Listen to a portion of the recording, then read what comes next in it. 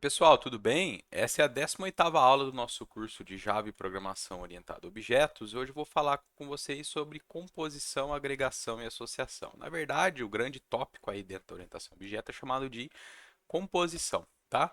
Mas aí na UML a gente tem essas outras terminologias, né? Que aí ele especifica melhor o que é composição, o que é agregação e o que é associação, tá? Bem, essa aula vai ser uma aula relativamente rápida, eu não vou escrever código, vou mostrar os exemplos, tá bom? Porque pelo que vocês têm visto até aqui, eu acredito que agora vai ser... Começa a ideia de usar classes, né? Criar objetos a partir das classes já começou, já se tornou, ou já deve ter se tornado, né? Algo um pouco menos novo para vocês. Já é uma coisa que já deve estar começando a assentar no cérebro de vocês. Vocês estão entendendo como essas coisas funcionam, tá bom? Então, basicamente, o que eu vou fazer nessa aula é explicar esse diagrama aqui. Vejam, a gente tem um diagrama UML aqui, onde a gente tinha aprendido até agora que as classes são representadas, né, por esses retângulos, divididos em três compartimentos. No primeiro compartimento eu tenho o nome da classe, no do meio, né, que é o segundo, os atributos, né, ou os campos dessa classe, e no terceiro as operações. Aqui eu estou omitindo as operações para o diagrama não ficar muito grande, tá bom? Você pode omitir esses compartimentos na UML, não tem problema nenhum, porque quando você quer focar em alguma coisa. O que eu quero focar aqui no caso é o relacionamento entre essas classes. Até agora a gente viu essas classes de forma isolada, né? Agora eu tenho aqui um cenário onde eu tenho 5 classes que conversam entre si. E esse conversar entre si aqui, ele pode ser simplesmente uma classe usar um objeto da outra numa operação, ou ele pode realmente ser um relacionamento, né, informando, não é bem uma conversa, mas aí sim que uma classe tem como parte outra classe. E é exatamente essa a ideia da composição, né? Quando que existe composição? Quando a gente existe esse relacionamento do tipo todo parte. Isso aí está nos livros de UML, é assim que o pessoal fala, tá bom? Então, vamos dar uma olhada nesse cenário aqui, depois a gente olha o código que está antes, tá? Então, veja, a classe data, classe que a gente já implementou, e a gente discutiu tudo aquilo sobre encapsulamento na aula anterior, a gente tem ela aqui, com o dia, mês e o ano e as operações dela. Agora vamos dar uma olhada na classe cliente. Vejam, a classe cliente, ela tem nome e sobrenome, só que além do nome e do sobrenome, se a gente olhar aqui, existe uma seta aqui indicando que eu estou saindo do cliente e chegando na data através de um atributo que está na classe cliente chamado data nascimento. E vejam, tem um sinal de menos aqui porque ele é privado também. Ou seja, isso aqui, esse relacionamento aqui entre uma classe e outra, esse tipo de relacionamento, quando é uma linha comum, ele é chamado de associação, tá bom? Essa aqui é uma associação mais específica, chamada de associação navegável. A gente indica essa seta aqui, ó, falando, ó, do cliente eu chego num objeto do tipo data através de um atributo que é chamado de data de nascimento. Entenderam a ideia? Esses números que estão aqui nas extremidades da associação, desse tipo de relacionamento aqui, eles na UML são chamados de multiplicidade. Então, quanto, qual que é a quantidade de elementos do tipo da classe objetos, no caso da classe clientes, que se relacionam com a classe data. Então, como que a gente lê isso? Você vai sempre ler dessa forma. Um cliente, você vai começar a leitura do cliente e vai para a data. Então, um cliente, certo? Tem uma data. É o que está aqui, ó. Então, um cliente obrigatoriamente vai ter uma data de nascimento, certo? Isso aqui implica que quando você criar o cliente, aí lembra que eu falei na aula passada que eu ia falar de composição, agregação, associação e a semântica ela não ia estar meio que clara no código, mas sim na hora que você utilizasse essas classes, na hora que você fizesse elas funcionarem, é exatamente aqui. Porque quando eu criar um cliente, eu obrigatoriamente vou ter que ter uma data de nascimento que não é nula, certo? Tudo bem? E como que eu faço a leitura inversa? Uma data de nascimento, sem olhar a multiplicidade. Você fala sempre que no caso é uma data, né? Uma data de nascimento tem zero ou muitos clientes. Ou seja, qual que é a ideia aqui? Pode ser que eu tenha clientes falei errado, eu usei o raciocínio errado. Pode ser que eu não tenha clientes, é isso que eu quero dizer, com uma determinada data de nascimento. Por exemplo, hoje é 6 de março, pode ser que eu não tenha nenhum cliente onde a data de nascimento seja 6 de março. É isso que quer dizer esse zero ou muitos aqui. E o muitos quer indicar o quê? Que eu posso ter clientes que fazem aniversário no mesmo dia, na mesma data. Ou na verdade, a data de nascimento é igual, né? A data de nascimento ser exatamente igual de dois clientes é mais difícil, né? Dia, mês e ano. Mas mês e ano já é mais. Dia e mês já é mais fácil, né? Tudo bem? Então, esse relacionamento, onde a gente só tem a linha, né? Ligando uma classe na outra, tendo seta ou não, né? No ponto, no ponto final, vamos dizer assim, para onde eu estou indo, né? É chamado de associação e quando tem a setinha, associação navegável. Tá? A mesma coisa acontece com a conta. Estão vendo? Ó? A classe conta, ela tem um número da conta, que é uma string, porque o número pode ter x, pode ter um hífen, enfim, o que for. Eu tenho saldo, eu tenho limite, e ela tem uma data de abertura. Como que eu leio? Uma conta tem uma data de abertura, uma data tem zero ou muitas contas, e é a mesma ideia. Pode ser que teve um dia que não abriu nenhuma conta. Então, vai ter datas que não existem, que você não tem conta naquela data. É essa que é a semântica aqui do relacionamento, tá bom? A classe data, pessoal, como é uma classe muito simples e é uma classe que depois provavelmente você não vai nem persistir ela, a gente nem precisaria colocá-la aqui num sistema de verdade. Ela está aqui mais do ponto de vista didático, tá certo? Seria a mesma ideia da classe string, ela nem aparece aqui, tá certo? Tá, então essa é a associação.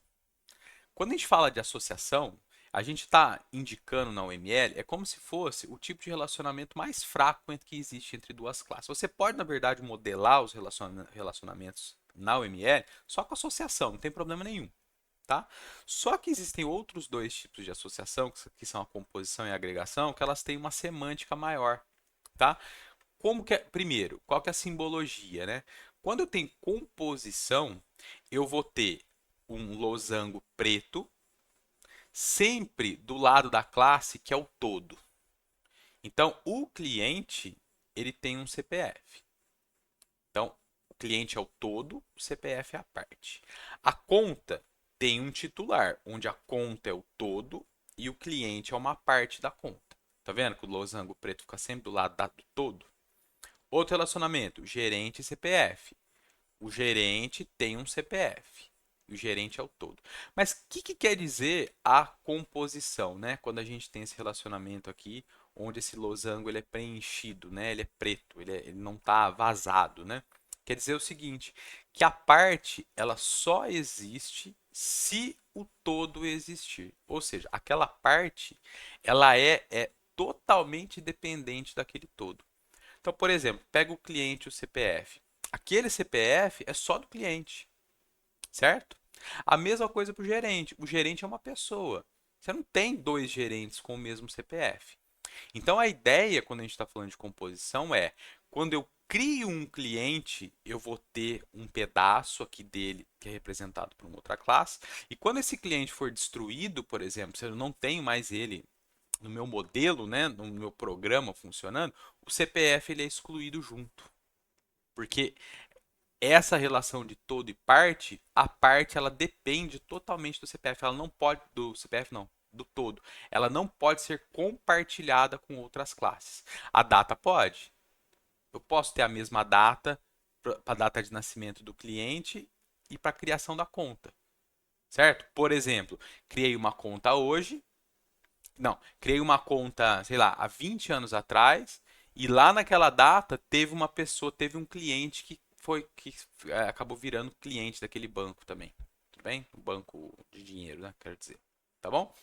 E quando a gente fala a outro tipo de relacionamento, é chamado de agregação, é a mesma ideia. A gente tem todo e parte de novo, só que a agregação, o todo, a parte, se o todo deixar de existir, a parte ela não deixa, certo?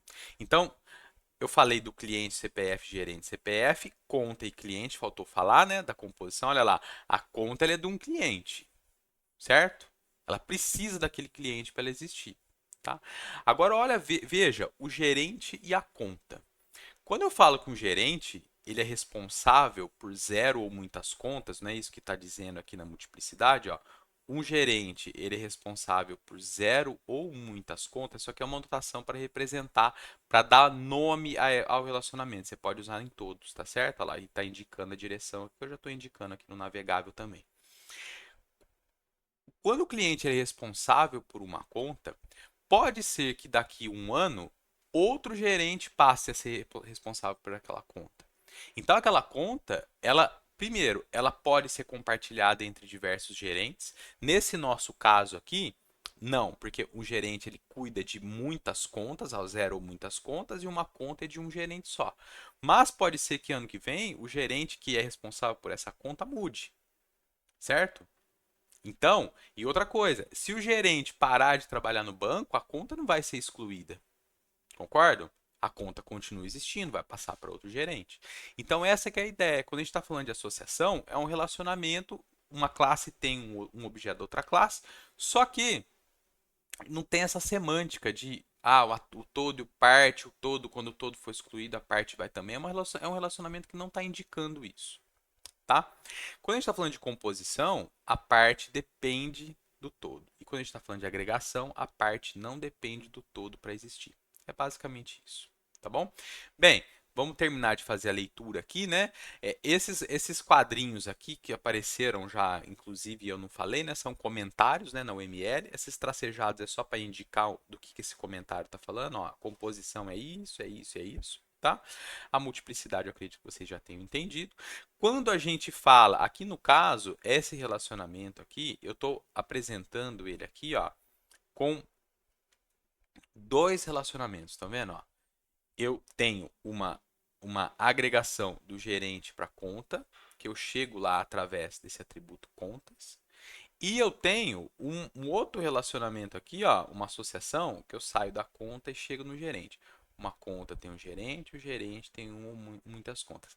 Isso aqui, na verdade, a gente não precisaria representar dessa forma. Isso aqui pode ser representado, eu nem lembro por que está assim, eu devo ter pensado em alguma coisa quando eu montei o exemplo, agora que eu estou me atentando em relação a isso, a gente poderia ter o gerente aqui, ó, como um atributo aqui desse relacionamento, só que é o atributo que está saindo da conta e chegando no gerente, tá bom?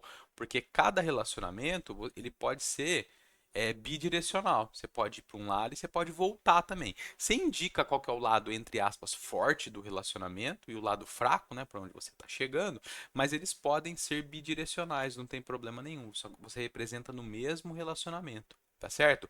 E esse nome aqui é o atributo que você chega na câmera. Por que aqui está descrito contas ao invés de contas só? Porque o gerente ele cuida de zero ou muitas contas. E esse atributo aqui, ó, contas, ele não vai poder ser um atributo que indica uma conta só. Ele vai ter que ser de um tipo que eu posso associar a zero ou muitas contas. Pode ser um array, certo? De 1000 posições e inicialmente ele não tem nenhum elemento lá dentro dele, é tudo nulo.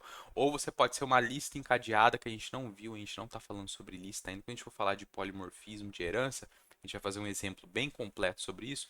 Aí eu falo sobre listas, tá certo? Então é basicamente isso. E aí tem a implementação aqui mostrando como isso aqui se dá do ponto de vista de implementação. Vamos dar uma olhada na conta aqui, ó. Conta. Toda a descrição. Olha lá. Número, saldo, limite. Data de abertura, que é aquele relacionamento da conta para a data. Cliente titular é aquela composição que sai da conta e chega no cliente. E o gerente é aquela associação que está por baixo lá, que eu indiquei por baixo, que eu estou saindo da conta e chegando no gerente. De novo, a gente poderia representar esse relacionamento, esses dois relacionamentos aqui, ó, essa agregação e essa associação aqui como uma coisa só. Poderia pôr menos gerente aqui, ó. Tá certo?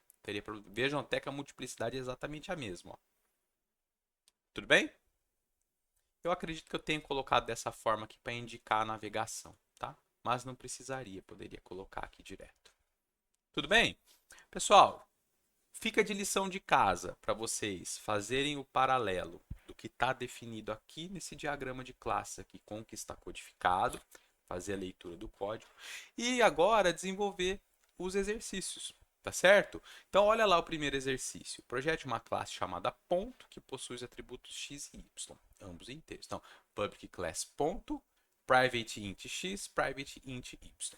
Forneça um construtor padrão, ou seja, o construtor que não recebe parâmetro algum, e um que inicializa cada um desses atributos. Lembre-se também de encapsulá-los. O que é essa ideia de encapsular? Por enquanto, definir como privado, criar getSet para os dois. É obrigado a fazer isso em todas as classes? Você não é obrigado, só que normalmente no mundo Java, o encapsulamento ele vai se dar dessa forma, tá bom? Todos os atributos que você quer expor, na verdade, né? Você não é obrigado a pôr getSet para todos os atributos. Mas só de você esconder o atributo, você já está, entre aspas, encapsulando, tá bom? Sobrescreva o método string, que deve gerar representação em texto do ponto, nesse formato aqui, x e y. Escreva uma segunda classe chamada teste.ponto, onde a classe ponto será testada de modo a mostrar suas funcionalidades. Considere que o programa só processará valores não negativos, maiores ou iguais a zero, e que o eixo y cresce para baixo. Igual a ideia nossa dos desenhos, né? Ou seja, o inverso do plano cartesiano tradicional. O formato do toString retornado pelo método toString, o formato da string retornada pelo toString, usando os dados do primeiro exemplo, é esse aqui. Então, x e y. Tá lá. 10 para o x, 10 para o y, mostra o ponto. Nesse primeiro exercício ainda não tem composição. Aqui já é um teste para você pensar no encapsulamento. A partir do segundo exercício, veja só, a gente vai ter uma classe linha que possui dois atributos, P1 e P2. Só que agora esses atributos são do tipo ponto, ou seja, eu estou representando uma linha onde eu vou ter o ponto de início e o ponto de fim, o P1 e o P2 aqui. Então a gente tem uma composição aqui, certo? Composição do modo geral, né? Mas a gente tem então uma. Quando eu falar de composição aqui, pessoal, estou falando que o objeto está composto pelo outro, tá? Eu não estou falando lá daquela semântica lá que está no diagrama de classe. Eu sei que é confuso, mas infelizmente na computação e nas linguagens de programação sempre tem esse tipo de ambiguidade, tá? E aqui mostrar isso funcionando. Agora vejam, o teu exercício vai ter três classes: a classe linha, a classe ponto, que você vai reaproveitar do exercício anterior, né, para usar na classe linha. Cria um novo exercício, tá? E aqui calcular comprimento da linha, né? Como que calcula o comprimento da linha? Para e pensa, tá? Linha, um triângulo retângulo, é a hipotenusa de um triângulo retângulo, bababá. Calcular o comprimento de uma linha, tá bom? Agora, outra classe, olha lá, retângulo, que possui os atributos P1 e P2 do tipo ponto. O P1 e o P2, um vai indicar o ponto que está aqui, o outro vai indicar o ponto que está aqui. Um é o ponto superior esquerdo, o outro ponto é o inferior direito, tá? Fazer. E assim por diante, pessoal. Tudo bem? Aí aqui, a partir do 13.4, são várias melhorias nesse exercício do retângulo. Acho que tem uns 3 ou 4 aqui seguindo isso. Ó. 3, que é o terceiro ou quarto já. Tudo bem? Ó, mais um. E é isso. Tudo bem? O próximo conteúdo nosso é herança e polimorfismo. Por que a gente explica os dois juntos, né? Por que normalmente a gente explica os dois? Porque para você ver o polimorfismo acontecer, você vai precisar de herança. Na verdade, tem polimorfismo que não precisa da herança, que é o polimorfismo de sobrecarga, que a gente já viu isso acontecer. Mas eu vou falar os tipos de polimorfismo e a gente vai falar de herança também. E eu vou dar um exemplo bem completo sobre isso, um exemplo gráfico, igual a gente fez no, nos nossos projetinhos de desenho. Tá bom? Então, pessoal, a gente fica por aqui. E espero que você esteja gostando, esteja sendo útil esses vídeos para você, que você esteja aprendendo. Qualquer coisa, posta aí no comentário que eu auxilio no que for necessário. Tudo bem? Valeu, falou e até mais.